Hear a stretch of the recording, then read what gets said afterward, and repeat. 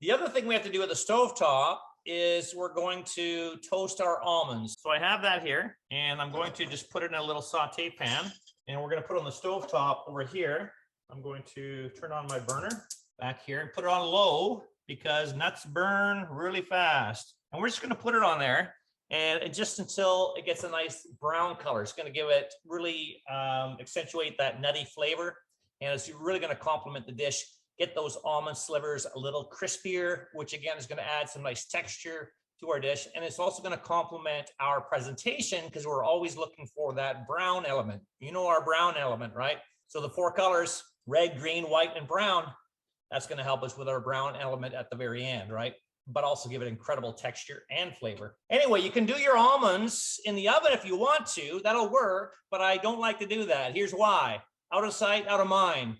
Nobody wants to burn their nuts, right? It's not good. Not good to burn your nuts.